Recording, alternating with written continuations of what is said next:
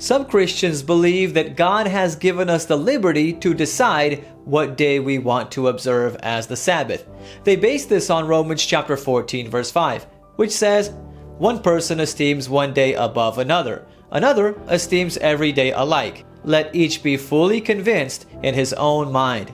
Is that verse really telling us we can choose what day to keep as the Sabbath? That's what I'm going to be talking about in this video, as I share a clip with you from a previous live stream of mine where a viewer asked this question and I answered it. But before I do that, make sure to subscribe to my channel and click the bell if you're new so you don't miss any of my future uploads. Now for the clip.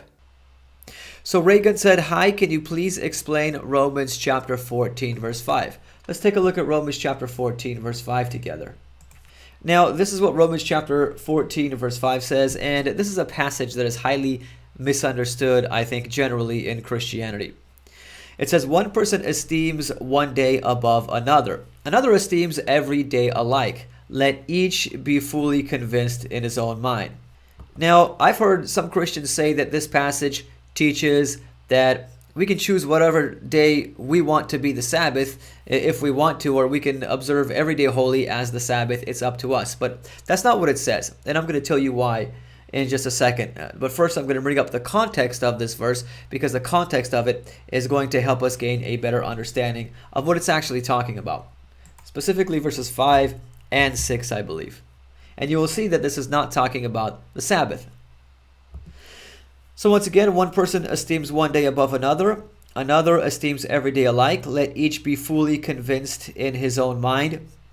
He who observes the day observes it to the Lord. And he who does not observe the day to the Lord, he does not observe it. Notice it hasn't even mentioned the word Sabbath yet. This is not talking about the Sabbath. And as we read on, it tells us about the nature of the days it's talking about here.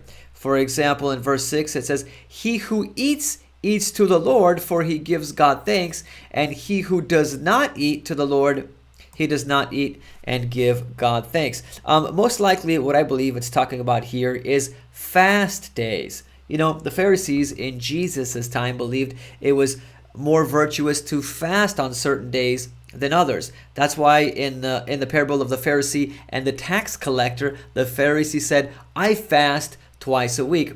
But what is being said here in Romans chapter 14 verses 5 through 6 is it really doesn't matter what days you choose to fast on or not fast on, whether you choose to eat or not to eat. What matters is whatever you do, you glorify God. Romans chapter 14 verse 5 is just one of many misunderstood passages about the Sabbath.